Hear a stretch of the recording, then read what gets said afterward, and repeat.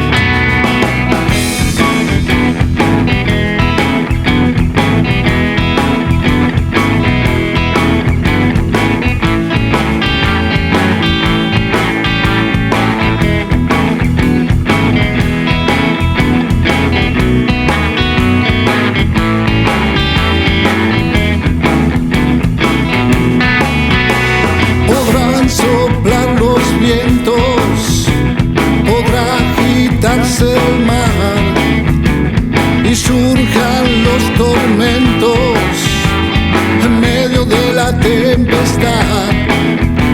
Confía en Jesús y todo calmará. Aunque no tengas fuerzas y aunque no puedas más, siempre sigue adelante y nunca mires para atrás. Confía en Jesús y todo cambiará. Y no lo dudes, nunca lo dudes, solo debes tener fe y las montañas se moverán. Fe, fe y fe, como te dice Jesús, y las montañas se moverán. ¡Ya!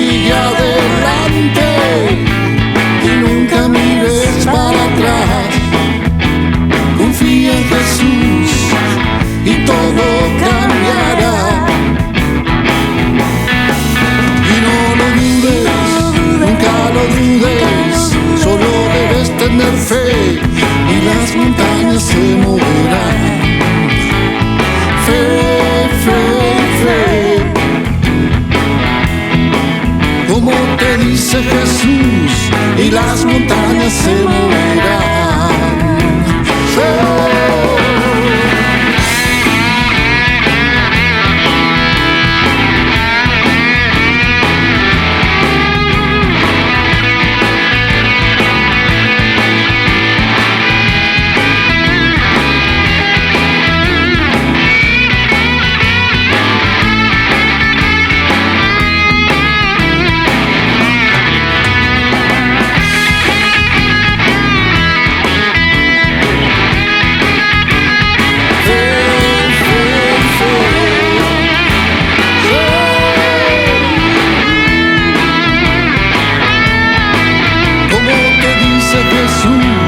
Y las montañas se moverán.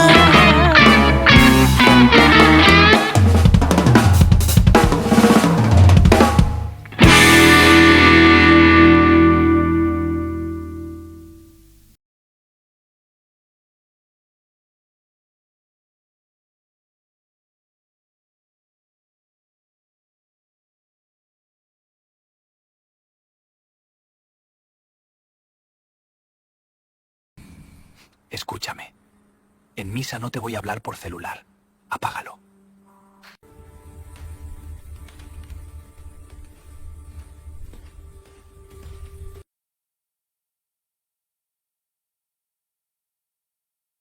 Frases que ha dicho el demonio de la presencia real de Jesús, en la Eucaristía, en los exorcismos del Padre Gabriel Amorth. Si los humanos supieran quién está realmente ahí, el mundo entero se arrodillaría y nosotros seríamos derrotados para siempre. Cuando lo adoran, Él fortalece sus almas y destruye todo lo que hemos hecho en sus vidas. Una hora ante Él nos quita las almas que habíamos atrapado durante años. Es como una gran guerra contra nosotros y la perdemos siempre. La hora santa llena de luz sus hogares y sus familias. No podemos soportar esa luz, nos ciega. El silencio delante de Él es más poderoso que 1000 palabras. Él los llena de gracia y los hace invencibles. Los que pasan tiempo ante Él están protegidos. Es como si construyeran una barrera de fuego a su alrededor. No podemos alcanzarlos fácilmente. Cada vez que uno de ustedes lo mira con fe, recibimos un castigo que nos duele más que 1000 cadenas. Esos pequeños grupos que lo adoran son más poderosos que ejércitos enteros de los nuestros. Una hora con Él vale más que miles de oraciones que no incluyen su presencia.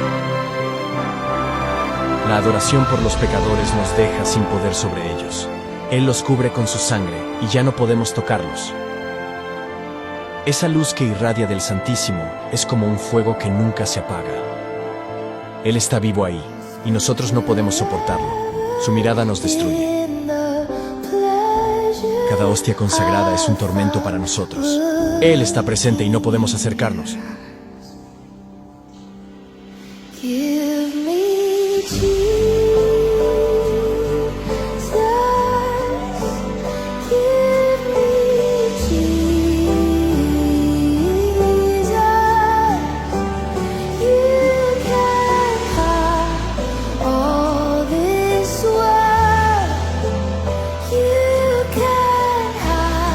Hijitos, no dejéis de rezar el rosario. Es la cadena que os une a mi corazón. ¿Y si te dijera que la Virgen María fue mencionada en la Biblia miles de años antes de su nacimiento? No, no es una metáfora, ni un simbolismo forzado. Está ahí, en las primeras páginas del Génesis, pero nadie te lo enseñó así. Hoy vas a descubrir una de las conexiones más sorprendentes y ocultas entre el Antiguo Testamento y la Madre de Dios. Para muchos, María entra en escena recién en los Evangelios. Pero la historia de la salvación comenzó mucho antes. Y desde el principio, Dios ya había trazado un plan. Y aquí viene la primera gran revelación. Después del pecado original, Dios se dirige a la serpiente y le dice algo enigmático, algo que ha sido llamado el protoevangelio, es decir, el primer anuncio del evangelio. Pondré enemistad entre ti y la mujer, entre tu descendencia y la suya. Ella te aplastará la cabeza, y tú le acecharás el talón. Esta mujer no es simplemente Eva. Los padres de la Iglesia, como San Ireneo y San Agustín, vieron aquí una profecía directa de María, la nueva Eva, y de su descendencia, Jesús. ¿Lo sabías? María es esa mujer profetizada, aquella cuya obediencia deshace la desobediencia del Edén. Así como Eva, por su sí a la serpiente, introdujo el pecado, María, con su sí a Dios, dio paso al Salvador. En Génesis, Eva es llamada la madre de todos los vivientes. En el Evangelio, Jesús llama a María mujer, en Caná y en la cruz. ¿Coincidencia? Number es un eco deliberado. La Biblia está unida por un hilo divino. María no aparece por accidente. Desde el Génesis, ya estaba en el plan. Dios no dijo que habría enemistad entre la serpiente y todos los humanos. Dijo, entre la serpiente y la mujer. Una enemistad total, sin compromisos. María no es solo la madre de Jesús, es parte esencial del plan eterno de Dios, desde el Edén hasta la cruz y más allá. ¿Quién lo diría? En el primer libro de la Biblia ya estaba anunciada la Reina del Cielo.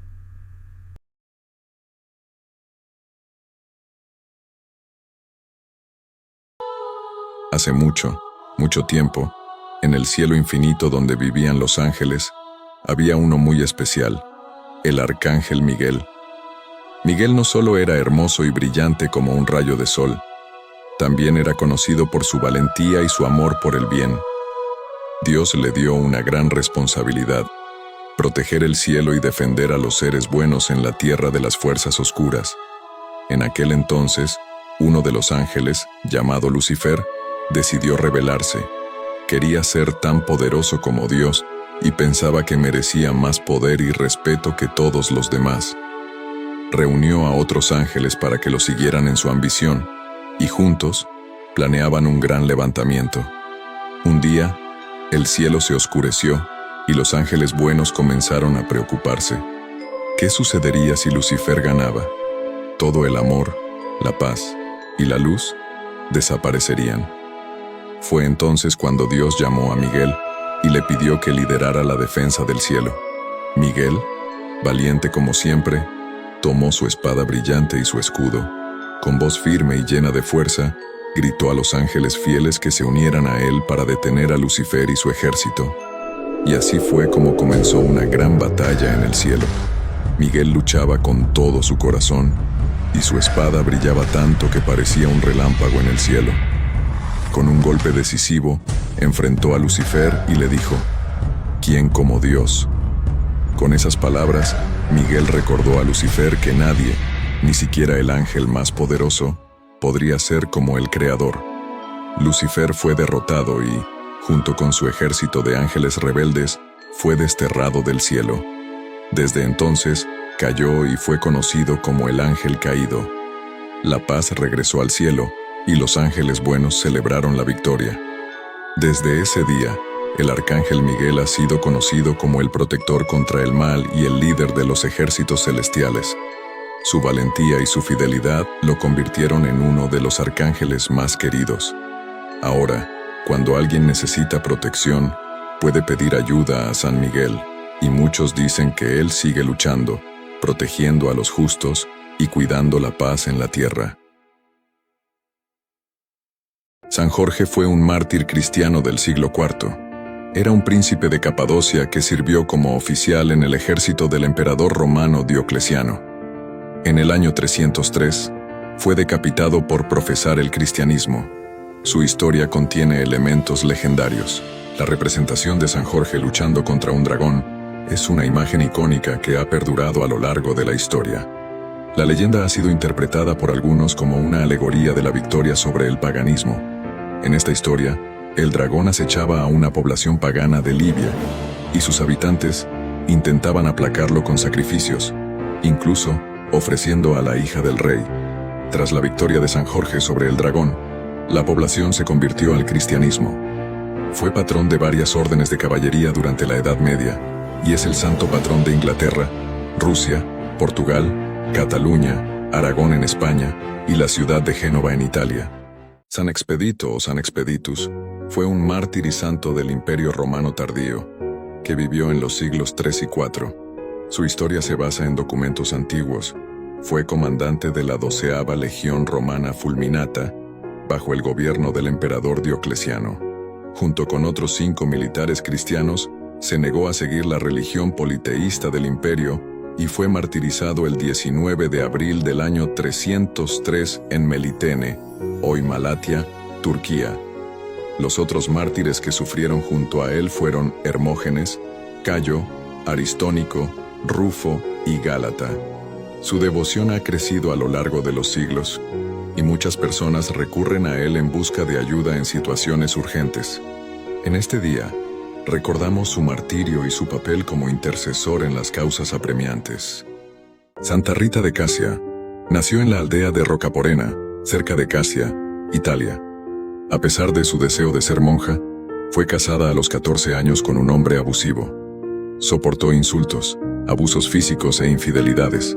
Sin embargo, con el amor, la comprensión y la paciencia, la relación matrimonial se convierte en una unión fecunda, bendecida con la llegada de 2 hijos varones. Tras 18 años de matrimonio y la muerte de su esposo, asesinado, y también sus hijos por una enfermedad, se convirtió en monja agustina. Es conocida por su paciencia y bondad. Una madrugada recibió de manos de Cristo una larga astilla de madera clavada en su frente. Se trataba de un estigma divino, la marca de la corona de espinas que Jesucristo había exhibido en la cruz. El estigma persiste durante 15 años, hasta su muerte. Es venerada como la patrona de las causas imposibles y los problemas maritales. San Florián, también conocido como Florián de Lorch, nació en la ciudad de Aelium Cetium, hoy en día Sankt Pölten, Austria. Era comandante del ejército romano en Baviera, siendo responsable de la brigada contra incendios. Hoy tiene el patronazgo sobre el cuerpo de bomberos. Durante la persecución diocleciana de los cristianos, se negó a ofrecer sacrificios a los dioses romanos y fue condenado a ser quemado en la hoguera. Sin embargo, los soldados romanos lo ejecutaron ahogándolo en el río Enns, con una piedra de molino atada alrededor de su cuello. Los cristianos recuperaron su cuerpo y lo enterraron en un monasterio agustino cerca de Lorch. Es recordado por su valiente confesión de fe y su sacrificio en tiempos difíciles. Su legado sigue vivo en la tradición cristiana y en las personas que luchan contra incendios y protegen a otros en situaciones de peligro. Santa Juana de Arco, conocida como la doncella de Orleans, nació en Domremy, Francia. Es venerada como santa y heroína nacional en Francia por su papel durante la Guerra de los 100 años contra Inglaterra. Afirmó tener visiones de santos y ángeles que le indicaban que debía ayudar al rey Carlos VII a recuperar su trono y liberar a Francia. A pesar de ser una campesina sin formación militar, convenció al príncipe heredero y a otros líderes franceses de su misión divina. Fue equipada con una armadura y lideró al ejército francés a varias victorias, incluyendo el asedio de Orleans. Fue capturada por las fuerzas borgoñonas y entregada a los ingleses, quienes la sometieron a un juicio por herejía. Fue condenada y quemada en la hoguera a la edad de 19 años. Su muerte no fue en vano, ya que se convirtió en un símbolo de resistencia y fe para Francia. Santa Cecilia es una figura venerada en la Iglesia católica y ortodoxa. Nació alrededor del año 180 en Roma. Provenía de una familia patricia romana y decidió consagrar su vida a Dios, a pesar de estar prometida en matrimonio. Su esposo, Valeriano, se convirtió al cristianismo gracias a su influencia. Según la tradición, tuvo varias visiones. También se le atribuyen varios milagros, tanto en vida como después de su muerte. Es la patrona de los músicos. Su asociación con la música proviene de su profunda devoción y conexión espiritual a través del canto y la música. Esta asociación es tan fuerte que muchas organizaciones musicales llevan su nombre. Fue martirizada por su fe cristiana. Su martirio es especialmente notable por su resistencia y fortaleza. Es recordada por su devoción, su amor por la música y su valentía en la fe. San Agustín de Hipona, doctor de la Iglesia, fue un destacado escritor, teólogo y filósofo cristiano. Nació en Tagaste, una antigua ciudad de África. Después de una vida inicialmente disipada, experimentó una profunda conversión al cristianismo. Su madre, Santa Mónica, le enseñó los principios de la religión cristiana y al ver cómo el joven se separaba del camino del cristianismo, se entregó a la oración constante. Años más tarde, Agustín se llamará a sí mismo el hijo de las lágrimas de su madre. Se convirtió en obispo de Hipona, desde donde lideró la lucha contra diversas herejías. Es considerado el doctor de la gracia, además de ser el máximo pensador del cristianismo del primer milenio. Autor prolífico, dedicó parte de su vida a escribir sobre filosofía y teología, siendo Confesiones y La ciudad de Dios sus obras más destacadas. La Iglesia Católica lo considera padre de la Iglesia de Occidente. San Patricio nació con el nombre de Mewin, en la actual Escocia. Era hijo de un oficial romano cristiano. A los 16 años, cayó prisionero de piratas irlandeses y fue vendido como esclavo. Tras varios intentos, logró huir y se convirtió en predicador del Evangelio en Irlanda, isla que en esos tiempos se encontraba dividida en clanes sometidos a la autoridad de los druidas. Se adaptó muy bien a las condiciones sociales del lugar, formando un clero local y varias comunidades cristianas, respetando las tradiciones y costumbres propias de sus habitantes. Una tradición irlandesa le atribuye la hazaña de haber librado la isla de serpientes, y se destaca por haber utilizado el trébol para enseñar sobre la Trinidad. Es el apóstol de Irlanda, donde murió hacia el año 461. San Benito de Nursia fue un monje cristiano italiano nacido en Nursia, fundador de la orden benedictina. Fundó 12 comunidades monásticas en Subiaco. Posteriormente, se trasladó al Monte Cassino, en las montañas del centro de Italia. Estas comunidades dieron origen a la Orden de San Benito, que no es una orden en el sentido tradicional, sino una confederación de congregaciones autónomas. Su principal logro fue la creación de la Regla de San Benito, un conjunto de normas para guiar la vida monástica. Esta regla se caracteriza por su equilibrio, moderación y sentido de la razón. La razonabilidad que promovió llevó a que muchas comunidades religiosas adoptaran su regla en la Edad Media. Por esta razón, se considera a San Benito como el fundador del monacato cristiano occidental. En 1964, el Papa Pablo VI lo declaró patrono de Europa. San Francisco de Asís, cuyo nombre de nacimiento era Giovanni di Pietro Bernardone, nació en Asís, Italia. Es conocido por ser el fundador de la Orden Franciscana, las Hermanas Clarisas y la Tercera Orden Seglar. Era hijo de un rico comerciante y en su juventud llevó una vida mundana. Sin embargo, tras una serie de experiencias espirituales, decidió renunciar a sus bienes materiales y dedicarse a una vida de pobreza y servicio a los demás. Enfatizaba la importancia de vivir una vida humilde y sencilla. Recibió los estigmas, las marcas de la crucifixión de Cristo, en su propio cuerpo mientras estaba en oración en el monte Albernia. Consideraba a todas las criaturas como hermanos y hermanas, y promovía el respeto y cuidado por la creación de Dios. Es venerado por su amor a la naturaleza y a los animales, y es el santo patrón de los ecologistas. Santa Clara de Asís nació en Asís, Italia, y falleció en la misma ciudad. Fue la fundadora de las religiosas franciscanas, también conocidas como clarisas. Su vida estuvo marcada por la austeridad, la caridad y su profundo sentido cristiano. Cuando tenía 18 años, se sintió atraída por el ardor evangélico de San Francisco de Asís. Inspirada por él, abandonó su casa y tomó el hábito en la capilla de la Porciúncula, donde vivía San Francisco. Posteriormente, se unió a un pequeño grupo de damas pobres, que luego se llamarían clarisas. La comunidad femenina imitaba la vida de los hermanos franciscanos. Durante 40 años, fue la superiora del convento de monjas de San Damián. Escribió una forma de vida que enfatizaba la pobreza y que sirvió como base para la regla que redactó posteriormente. Sus restos descansan en la cripta de la iglesia dedicada a ella en Asís. San Antonio de Padua fue un sacerdote católico portugués. Nació en Lisboa, llamado Fernando de Bulloes y Tabeira de Acevedo.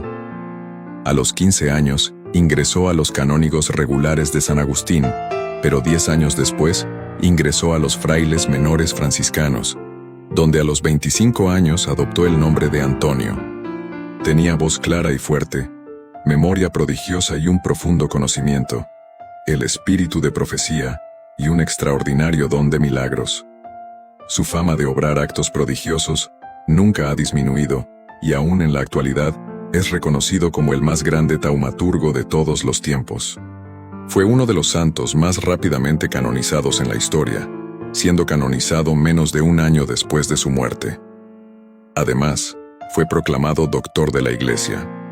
Es el patrón de los objetos perdidos y se le invoca comúnmente para la recuperación de bienes perdidos. San Nicolás de Tolentino fue un fraile y sacerdote del siglo XIII, conocido por su vida ascética y su dedicación a las almas del purgatorio.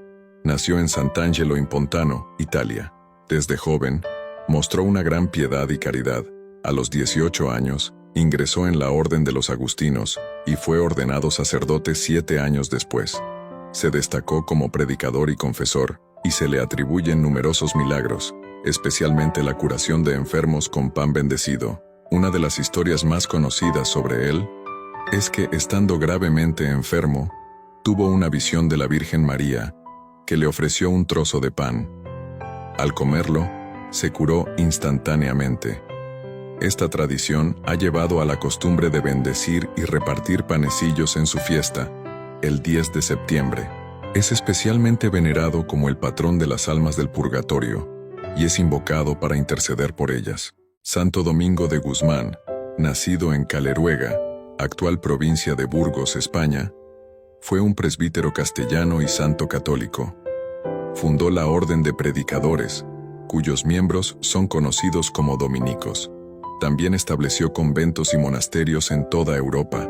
A lo largo de su vida, realizó importantes obras y viajes, propagando la devoción al Santo Rosario.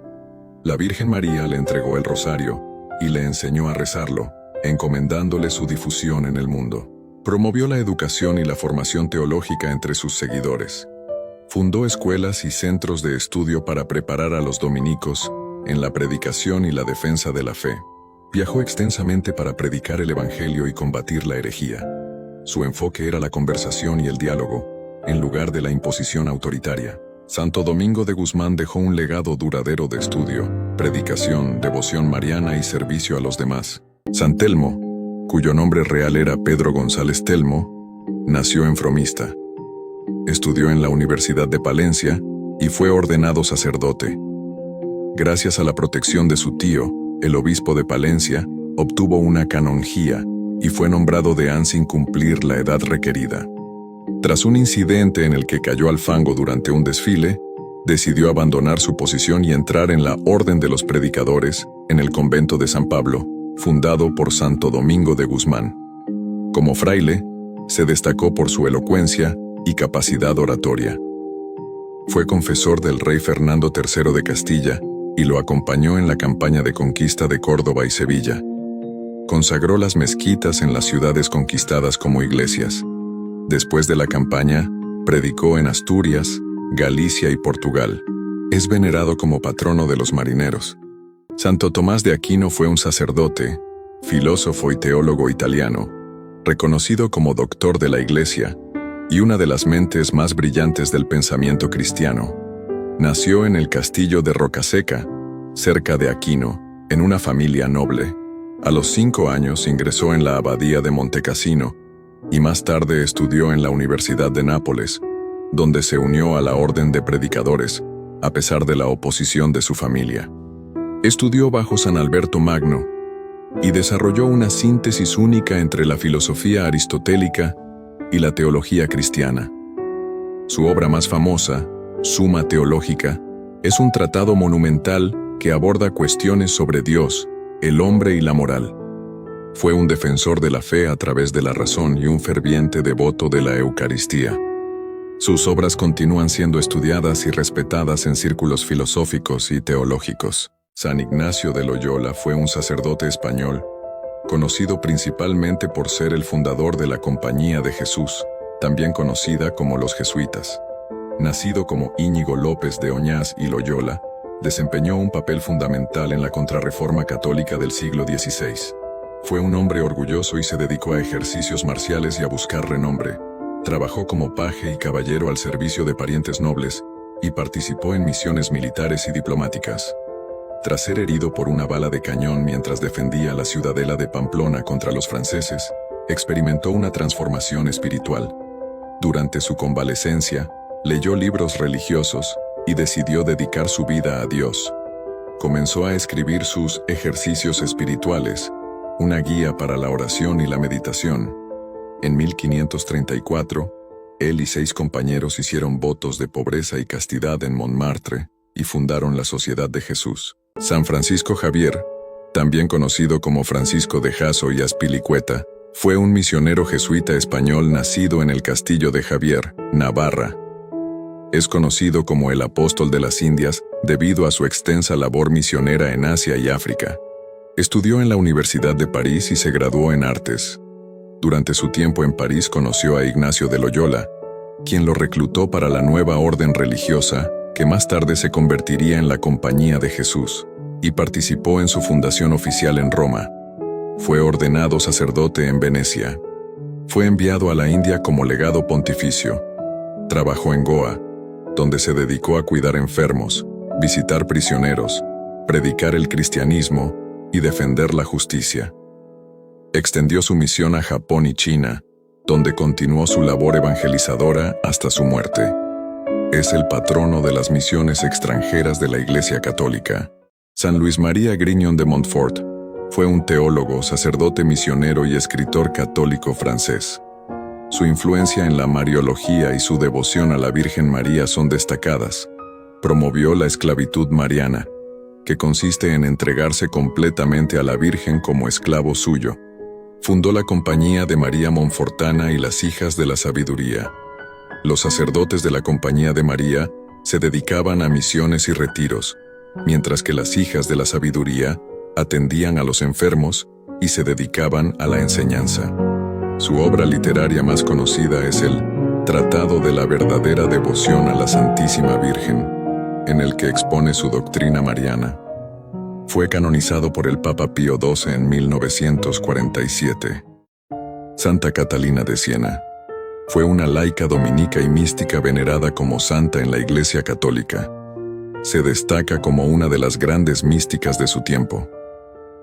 Fue proclamada como doctora de la Iglesia por el Papa Pablo VI el 4 de octubre de 1970. Fue la segunda mujer en obtener tal distinción después de Santa Teresa de Jesús. El 1 de abril de 1375 recibió los estigmas, que por petición explícita suya a Dios permanecieron invisibles, apareciendo solo poco antes de su muerte. En 1999, bajo el pontificado de Juan Pablo II, se convirtió en una de las santas patronas de Europa, junto a Santa Brígida de Suecia y Santa Teresa Benedicta de la Cruz. Su vida y obra son dignas de admiración y devoción. Que su memoria siga siendo una fuente de inspiración para todos. Santa Teresa de Ávila, conocida como Santa Teresa de Jesús, fue una influyente religiosa carmelita, mística y escritora española del siglo XVI. Es conocida por su profunda espiritualidad. Tuvo numerosas visiones místicas a lo largo de su vida, que ella misma describió en sus escritos, entre los que destacan El Libro de la Vida, Camino de Perfección y Las Moradas, o El Castillo Interior. Tuvo visiones de Cristo, de la Virgen María y de la Santísima Trinidad. Estas visiones fortalecieron su fe e influyeron en sus escritos. También tuvo una visión del infierno que describió con gran detalle en su autobiografía. Fundó la Orden de los Carmelitas Descalzos, una reforma dentro de la Orden Carmelita que enfatizaba la austeridad y la vida contemplativa. Fue proclamada doctora de la Iglesia por el Papa Pablo VI. Es la primera mujer en recibir este título. Santa Teresita del Niño Jesús, también conocida como Santa Teresa de Lisieux, fue una religiosa carmelita descalza francesa, nacida en Alençon, Normandía, y fallecida en Lisieux. Es conocida por su profunda espiritualidad y su enfoque en la pequeña vía de la santidad, que consiste en hacer pequeñas cosas con gran amor y confianza en Dios. Desde muy joven, sintió una fuerte vocación religiosa y a los 15 años ingresó en el convento de las Carmelitas Descalzas en Lisieux. A pesar de su corta vida, dejó un legado espiritual significativo a través de sus escritos, especialmente su autobiografía, Historia de un alma. Fue canonizada en 1925 y proclamada doctora de la Iglesia en 1997 por su profunda influencia en la espiritualidad católica. Fue la tercera mujer homenajeada con este título, después de Caterina de Siena y Teresa de Ávila. Santa Margarita María de Alacoque fue una monja católica nacida en Verosbres, Francia. Es conocida por sus experiencias místicas y su papel en la propagación del culto al Sagrado Corazón de Jesús. Desde joven, mostró una profunda devoción religiosa. A los 24 años, ingresó en el monasterio de la Visitación de Santa María, en Paray-le-Monial, donde vivió una vida de oración y servicio hasta su muerte. Entre 1673 y 1675, tuvo varias visiones de Jesucristo, quien le mostró su Sagrado Corazón y le pidió que promoviera la devoción a él. Gracias a sus visiones, se estableció la fiesta del Sagrado Corazón y la práctica de los primeros viernes de mes. Su legado incluye la propagación de la práctica de la adoración eucarística. Fue canonizada por el Papa Benedicto XV en 1920. Santa María Faustina Kowalska, nacida en Głogowiec, Polonia, fue una religiosa polaca de la Congregación de las Hermanas de Nuestra Señora de la Misericordia y una mística católica. Es conocida por sus visiones de Jesucristo, que inspiraron la devoción a la Divina Misericordia, ganándose el título de Apóstol de la Divina Misericordia. A los 20 años, ingresó en un convento en Varsovia y más tarde fue transferida a Płock y Vilna, donde conoció al padre Michał Sopoćko, su confesor y director espiritual. Escribió un diario titulado Divina Misericordia en mi alma, donde registró sus experiencias místicas y conversaciones con Jesús. En una de sus visiones más conocidas, Jesús le pidió que se pintara una imagen de él con la inscripción Jesús, en ti confío. Esta imagen se convirtió en un símbolo central de la devoción a la Divina Misericordia.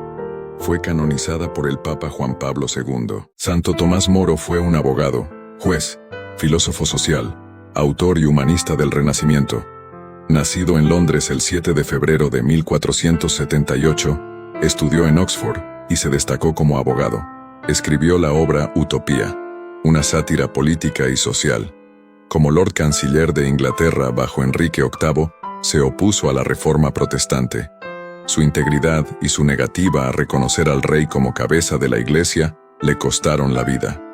Fue enjuiciado por orden del rey, acusado de alta traición por no prestar el juramento antipapista frente al surgimiento de la Iglesia anglicana, oponerse al divorcio con la reina Catalina de Aragón y no aceptar el acta de supremacía, que declaraba al rey como cabeza de esta nueva Iglesia. Declarado culpable, fue decapitado. Canonizado el 19 de mayo de 1935. Fue proclamado patrono de los gobernantes y políticos. Hasta los últimos minutos de su vida, este santo murió haciendo bromas y escribió la oración del buen humor. Santo Tomás Moro fue un abogado, canciller y mártir inglés. El día de su martirio, Tomás Moro se colocó su mejor vestido. De buen humor como siempre, dijo, por favor, mi abrigo, porque doy mi vida, pero no me quiero conseguir un resfriado, y dirigiéndose al mismo verdugo, le dijo, coraje amigo mío, no tengas miedo, sobre todo recuerda que tengo el cuello corto, pon atención, va tu honor. Rezó despacio el Salmo 51, misericordia Señor, por tu bondad. Luego prometió que rogaría por el rey y sus demás perseguidores, y declaró públicamente que moría por ser fiel a la Santa Iglesia Católica, Apostólica y Romana. Entre sus escritos resalta su oración del buen humor. Señor, dame una buena digestión y naturalmente alguna cosa que digerir. Dame la salud del cuerpo con el buen humor necesario para mantenerla. Dame un alma sana, Señor, que tenga siempre ante los ojos lo que es bueno y puro, de manera que frente al pecado no me escandalice, sino que sepa encontrar la forma de ponerle remedio. Dame un alma que no conozca el aburrimiento, los refunfuños, los suspiros y los lamentos, y no permitas que me tome demasiado en serio esa cosa tan invasora que se llama yo. Dame el sentido del humorismo, dame el don de saber reír de un chiste, a fin de que sepa traer un poco de alegría a la vida y hacer partícipes a los otros. Amén. San José de Cupertino nació en Cupertino, Italia. Fue aceptado como hermano lego en la orden de los frailes menores conventuales. Consciente de su escasa educación, se hacía llamar hermano burro. Sin embargo, recibió el don de la ciencia infusa y las levitaciones místicas. La ciencia infusa es un conocimiento adquirido de manera sobrenatural, sin necesidad de estudio o aprendizaje. Este don permite comprender y saber cosas que normalmente requerirían años de estudio y experiencia. A pesar de sus dificultades académicas, poseía un conocimiento profundo de la teología y otros temas religiosos, lo que le permitía responder a preguntas complejas y realizar sermones inspiradores.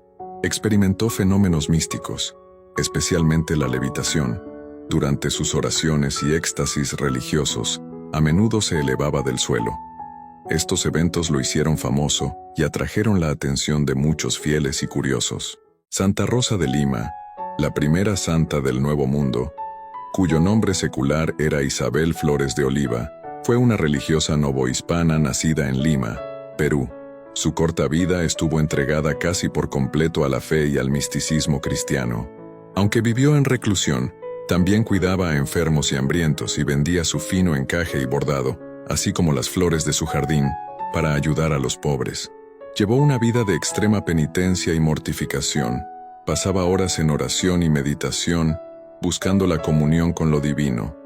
Tenía un profundo amor por la naturaleza, cuidaba su jardín con esmero y cultivaba flores. Su amor por la creación de Dios la conectaba con lo espiritual. Experimentó momentos de éxtasis y comunión directa con Dios. Estos momentos la llenaban de alegría y paz. Patrona de Lima y de toda Sudamérica, su devoción se extiende a los bordadores, jardineros y floristas. Mamantula fue una laica santiagueña que nació en 1730.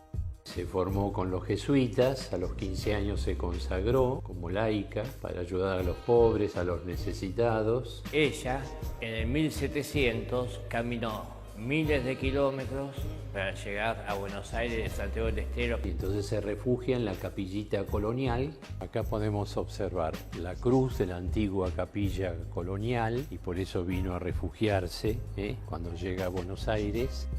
Están los vitrales. Ella con la cruz y el librito de ejercicios espirituales. Está ella llevando el carrito porque buscaba donaciones para los ejercicios espirituales. Y está la imagen de San Cayetano, que ella trajo la devoción a San Cayetano. Y después tenemos la tumba de ella, como ella pidió en su testamento ser enterrada aquí en este lugar. Ella hizo muchos milagros. En Santa Fe, en el 2017, un señor que le agarra una CB múltiple y un compañero de él le lleva una estampita a la esposa. Va la familia, también se junta la familia a rezar y poco a poco se va restaurando de ese ACV grave. Los cardenales se juntan y certifican que Mamantula es santa. Va a ser la primera santa mujer argentina. San Cayetano de Tiene, conocido como Gaetano, fue un presbítero italiano nacido en Vicenza, Venecia. Pertenecía a la familia de los condes de Tiene. Estudió Derecho Civil y Canónico, obteniendo un doble doctorado. A los 25 años, fue nombrado protonotario apostólico en la corte del Papa Julio II en Roma. Tras retirarse de la vida cortesana, fundó una sociedad de sacerdotes y prelados, llamada el Oratorio del Amor Divino. 2 años después, fue ordenado sacerdote y funda la Congregación de los Teatinos. En Venecia, estableció el Ospedale degli Incurabili, un hospital para enfermos incurables. Para paliar las necesidades de los pobres, fundó la organización de beneficencia Monte di Pietà, que posteriormente se convirtió en el Banco de Nápoles, como una alternativa a los usureros. Se le conoce como el Santo de la Providencia y es considerado el patrono del pan, la salud y el trabajo. San Juan María Vianney, también conocido como el Santo Cura de Ars, fue un presbítero francés nacido en Dardilly, y fallecido en Ars-sur-Formans. Su vida y ministerio dejaron una profunda huella en la Iglesia Católica. Provenía de una familia campesina, y aunque no tenía una educación extensa, sintió una fuerte vocación al sacerdocio. Fue ordenado sacerdote y se convirtió en párroco en el pequeño pueblo de Ars. Era conocido por su humildad, su dedicación al rezo del rosario y su testimonio de vida. Pasaba largas horas en el confesionario, atendiendo a los penitentes y ayudándoles a encontrar el arrepentimiento. La Iglesia lo proclamó patrono de los sacerdotes católicos, especialmente de los párrocos. Su capacidad para generar el arrepentimiento y su servicio incansable en el confesionario lo convirtieron en un ejemplo para el clero. Benedicto XVI le dedicó el año sacerdotal 2009. Santa Bernardita o Bernadette Soubirous fue una pastora mística y religiosa francesa. Nació el 7 de enero de 1844 en Lourdes, Francia. Es famosa por las 18 apariciones marianas que tuvo en 1858 en Lourdes. Durante estas apariciones, la Virgen María se le manifestó y le confió mensajes. Estos eventos y los milagros que los acompañaron la hicieron mundialmente conocida. Después de estas experiencias, ingresó al convento de Nevers y se unió a las Hijas de la Caridad. Llevó una vida escondida y humilde, dedicada a la oración y al servicio a los demás. Falleció el 16 de abril de 1879 en Nevers, debido a la tuberculosis. Su cuerpo permanece incorrupto, lo que ha asombrado a muchos a lo largo de los años. La humildad es el camino hacia la grandeza. El amor es la vida del alma, es lo que la mantiene viva. Una gota de soberbia derrumba una montaña de santidad. Santa Gemma Galgani fue una joven y mística pasionista italiana. Nació en 1878 en Camigliano, Italia, y murió en 1903 a la edad de 25 años. Se caracterizó por su piedad y su amor a Cristo y la Eucaristía. Fue una de las primeras mujeres estigmatizadas del siglo XX. 3 días a la semana, por al menos 3 años, Gemma mostraba estigmas en las manos y los pies, que luego desaparecían. Fue beatificada en el año 1933 y canonizada en 1940 como santa pasionista. San Juan Bosco fue un sacerdote, educador y fundador de la Congregación Salesiana, dedicada a la educación y formación cristiana de los jóvenes, especialmente los más pobres y necesitados. Nació en Castelnuovo d'Asti, Italia, en una familia humilde. Desde niño, sintió el llamado al sacerdocio y mostró un gran talento para conectar con los jóvenes a través de juegos, enseñanzas y espectáculos. Ordenado sacerdote en 1841, comenzó a trabajar con niños y adolescentes marginados en Turín, brindándoles educación, refugio y formación cristiana. Fundó el Oratorio de San Francisco de Sales, promoviendo un sistema educativo basado en la razón, la religión y el amor. Su labor se expandió y dio origen a los salesianos y a las Hijas de María Auxiliadora. Su legado sigue vivo a través de las obras salesianas presentes en todo el mundo. Fue canonizado por el Papa Pío XI. San Luis Orione, conocido como Don Orione, fue un destacado sacerdote católico y figura religiosa. Nacido en Pontecurone, Italia, el 23 de junio de 1872, dedicó su vida a servir a los más vulnerables, inspirado por una profunda fe y amor divino. Fundó la pequeña obra de la Divina Providencia, una congregación destinada a brindar asistencia a los pobres y marginados. También estableció las Pequeñas Hermanas Misioneras de la Caridad. Al morir el 12 de marzo de 1940, su notoriedad era vastísima. Fue beatificado por el Papa Juan Pablo II en 1980 y canonizado por este mismo Papa en mayo de 2004. Milagros que cambiarán tu fe. El milagro del perfume de San Charbel, Líbano, 1950 y aún hoy. San Charbel Makhlouf fue un monje maronita del Líbano, conocido por su vida de oración, silencio y penitencia. Murió en 1898, pero lo extraordinario comenzó después de su muerte. Pocos meses después de ser enterrado, una luz intensa empezó a salir de su tumba durante varias noches. Cuando abrieron el sepulcro, su cuerpo estaba incorrupto, flexible y cubierto por un líquido aceitoso con aroma celestial. Lo más asombroso es que hasta hoy, más de 120 años después, ese aceite sigue brotando de su cuerpo, conservado en el monasterio de Anaya. Miles de personas de todo el mundo han sido testigos de curaciones milagrosas al tocar o recibir ese aceite bendito. Médicos, científicos y creyentes han documentado sanaciones de cáncer, parálisis y enfermedades incurables, atribuidas a la intercesión de San Charbel. En el monasterio, los monjes aún registran nuevos milagros cada año.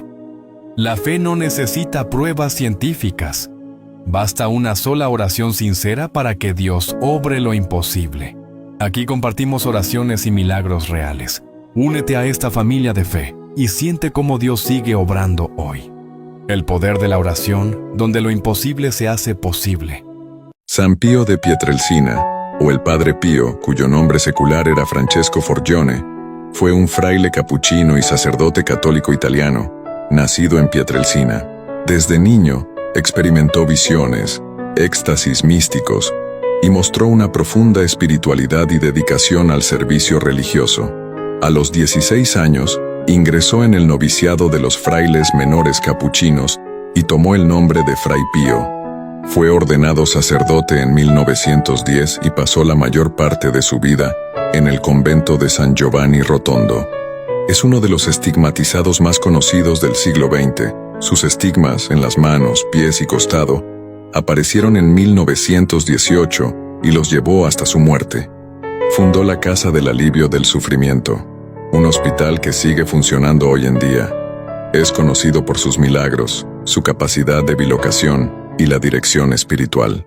Una difícil pregunta para el Padre Pío. Un día, un joven se acercó al Padre Pío con una pregunta que lo preocupaba. «Padre Pío, ¿por qué la gente buena es la que muere primero?», preguntó el muchacho con tristeza en sus ojos. El Padre Pío lo llevó al jardín que rodeaba su iglesia. Juntos caminaron entre las flores de colores vibrantes y los árboles frondosos. «Observa, hijo», comentó el Padre Pío. «Cuando vas a un jardín, ¿qué flores escoges primero?». El niño reflexionó por un momento y luego respondió con entusiasmo. «Las más bellas, padre, siempre recojo las flores más hermosas». El Padre Pío sonrió y le dijo: «Exactamente, hijito, las personas buenas y bondadosas son como esas flores hermosas en el jardín de la vida. Su amor y luz brillan tan intensamente que a menudo son elegidas por Dios para estar a su lado antes que los demás».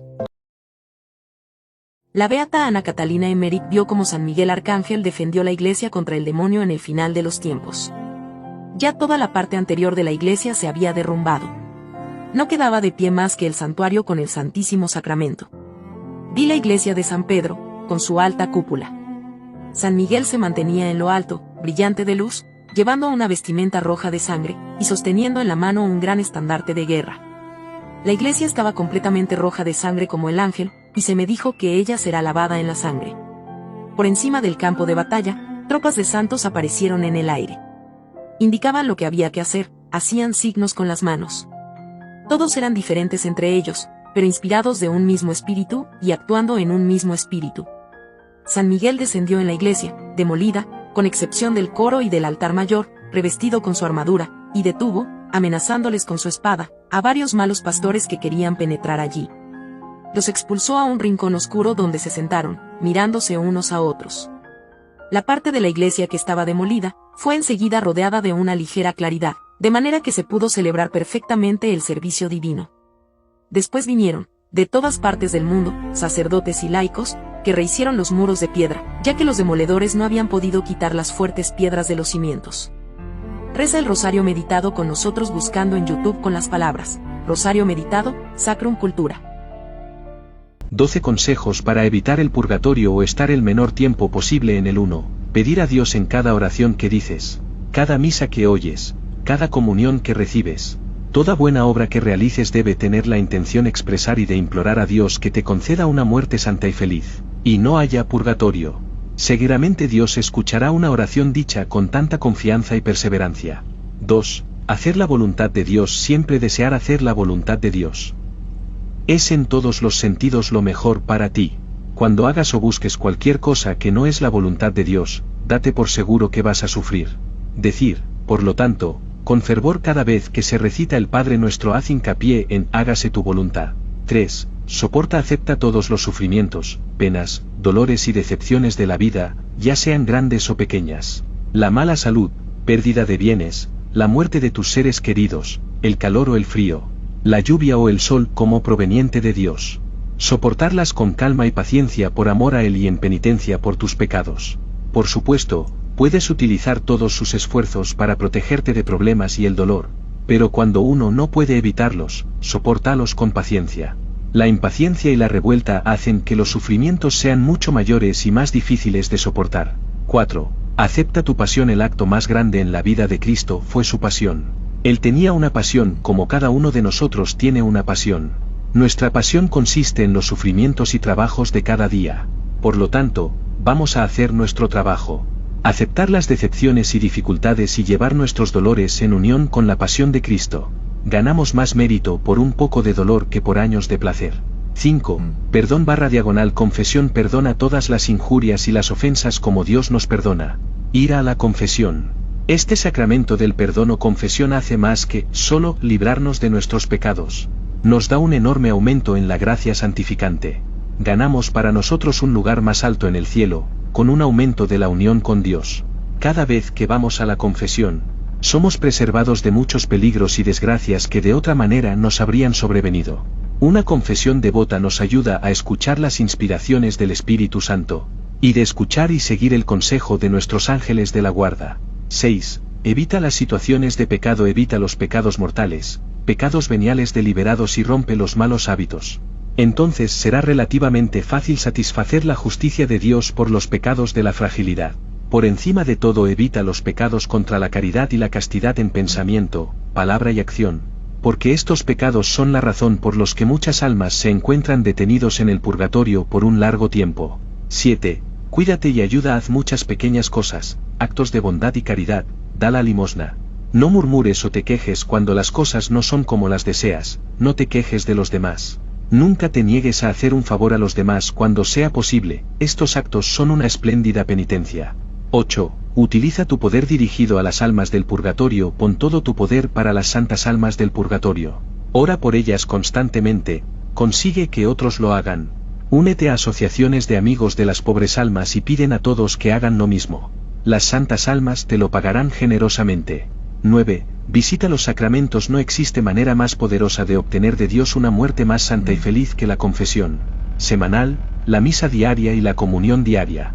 Las misas pueden ayudar, antes o después de la muerte, para que alguien acelere su tiempo en el purgatorio. 10. Ve a hablar con Jesús sacramentado. Una visita diaria al Santísimo Sacramento, aunque solo sea por 3 o 4 minutos, es una manera fácil de obtener la misma gracia. Arrodíllate en la presencia de Jesús con los ojos fijos en el tabernáculo o custodia, seguro de que Él te está mirando. A continuación, repite pequeñas oraciones como estas: mi Jesús, misericordia, mi Jesús, ten piedad de mí, pecador, mi Jesús, te amo. Mi Jesús, dame una muerte feliz. 11. El escapulario carmelita lleva el escapulario de Nuestra Señora del Monte Carmelo. Todo aquel que muere vestido de este escapulario no sufrirá el fuego eterno. Esta es la promesa de la Santísima Virgen María, hecha 16 de julio de 1251 a San Simón Stock. El privilegio sabatino es la promesa de María para liberar del purgatorio poco después de la muerte a todos aquellos que 1. Lleven el escapulario marrón. 2. Observen la castidad según su estado de vida y 3. Digan el pequeño oficio de la Santísima Virgen María todos los días. Para tener derecho a esta promesa escapular, uno debe estar inscrito en la familia del Carmelo. Esta es una ceremonia simple que toma solo un momento y puede ser realizada por cualquier carmelita o sacerdote debidamente autorizado. La maternidad de María no se limita a los católicos. Se extiende a todos los hombres. Muchos milagros de conversión se han obrado en favor de los no católicos que han practicado la devoción al escapulario. 12. Utiliza agua bendita. El agua bendita es un sacramental que remite el pecado venial.